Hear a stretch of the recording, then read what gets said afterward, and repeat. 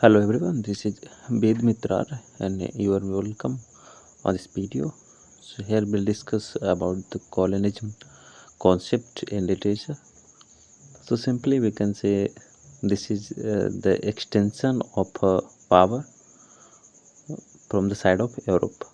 So colonialism can mean that uh, when Europe started extending its power.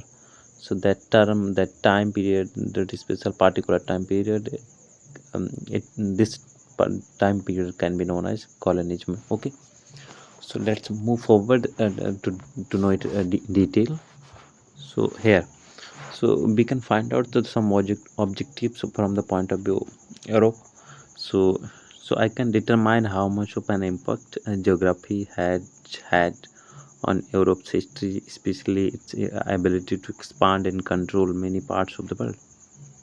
And I can explain the speed of European culture and influence and explain its effects in many parts of the world.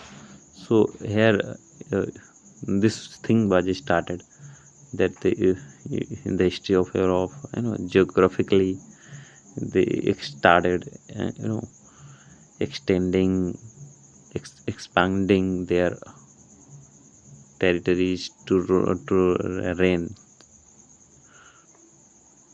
to try rule over there. So this is how. Now we can know this more important thing over here. Vikings.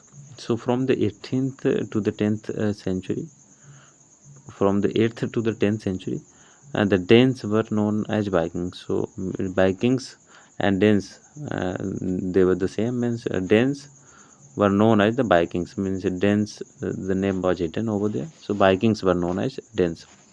And so together with the Norwegians and Swedes, they colonized together. They Norwegians, Vikings, and Swedes, they colonized, raided, and traded in all the parts of Europe. So they started doing trade in all the parts of Europe. Next, we can say that European colonies in 1938. So these are the uh, symbols you can identify. The colonies started like this. So between the 15th and the 19th, the European nations controlled much of the world. Means they traded everywhere, so they had control.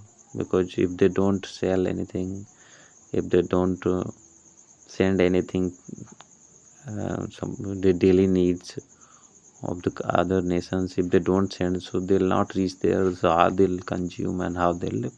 So that's how in these aspects, in these ideas, they controlled. Okay, so European culture has spread to every corner of the. So they started, they cannot run the trade, they cannot run the uh, business at sitting one place. So they, of course, the business started, the richness, know went on its peak level.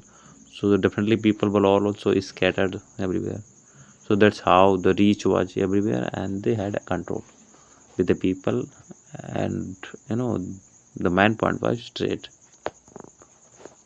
And now European adventures. So their intentions were to make money.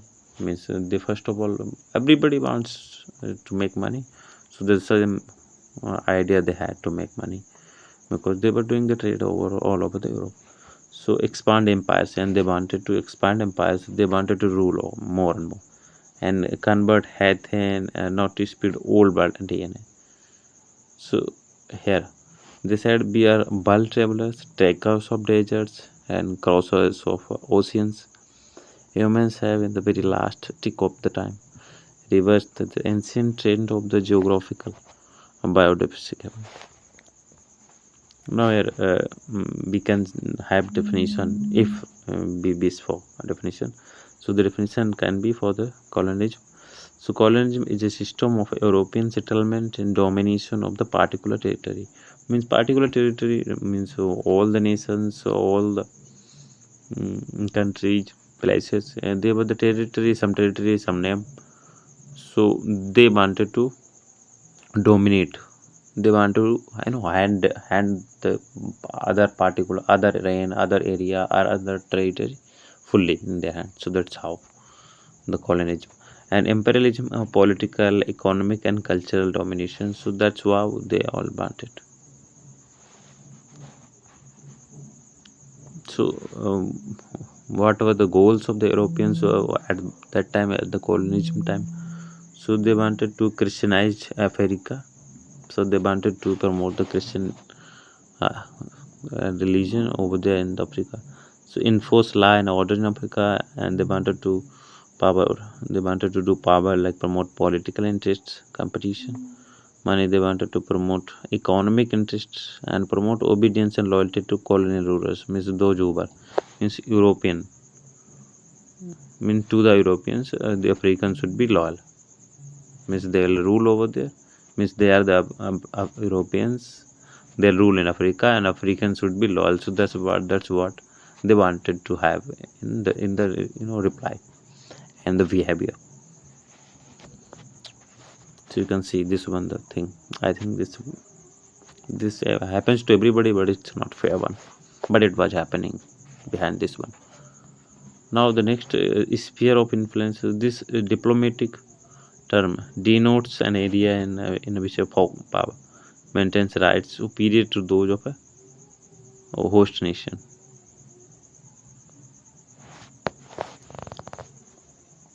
Now began an sphere of influence. So this concept became recognized in international law during the scramble for Africa in the 1880s, and when the great powers carved up the continent for commercial exploitation. A scramble for Africa. So, who were the main European nations involved in this scramble?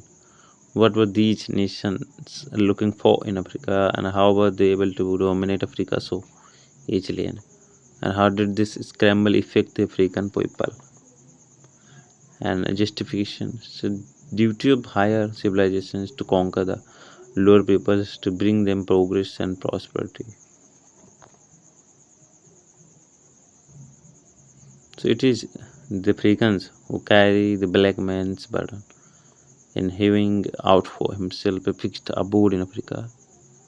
The white man has massacred the Africans in heaps, and the Africans has survived. And it is will for the white settlers that he has. And what the partial occupation of his soil by the white man has failed to do, and what the mapping out the European political spheres of influence has failed to do, and what the Maxim machine gun and the rifle, the slave gang, labor in the bowels of the earth and the less have failed to do, and what important measles, smallpox, and fields have failed to do, and whatever the overseas slave trade failed to do, and the power of modern capitalistic exploitation assisted by modern engines of destruction may yet succeed in accomplishing.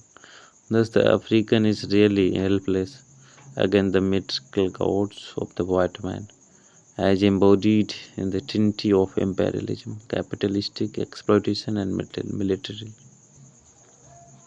So here, this thing was said from the side of Edward Morel in the Black Man's Burden.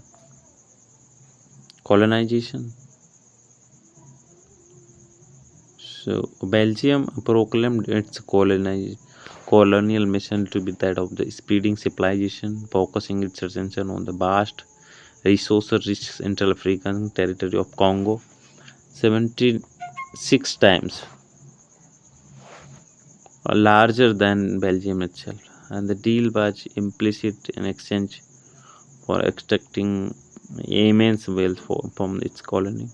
Belgium offered schools, roads, Christianity, and civilization. So Columbus called people he met indoors in the belief that he was in India. In 1492, so Columbus voyages to the Caribbean incorporated two differing traditions of expansion.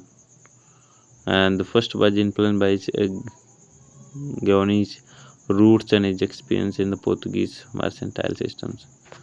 This background allowed Columbus to view its task as mainly one of the discovery to be followed by the establishment of the commercial outposts and trading centers that would tap into the indigenous resources. And the primary goal of this system was the quick exploitation of the local area with the minimum investment.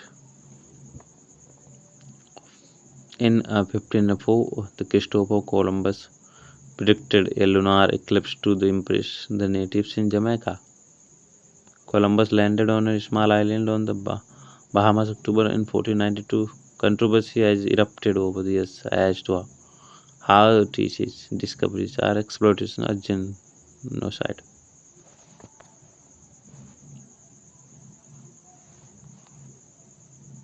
Francisco Pizarro, Spanish treachery during the Inca's Bilbao. The Spaniard Francisco Pizarro crossed his path, captured Atahualpa, and used him to control the Inca Empire. Eventually, the Spanish executed Atahualpa, ending the Inca Empire. Cabral colonized for Portugal. The English American colonies. When Sir Edmund Andros arrived in Boston in 1666, he set himself to enforcing England's navigation acts on the traders who used the port of Boston. So that's how the information I had. I wanted to do the video on that one. So hope you like it. So for more informative, if you have some particular topic in your mind, so you can suggest me over there. I'll do the video. I'll try to do that definitely. See you in the next video. Thank you so much.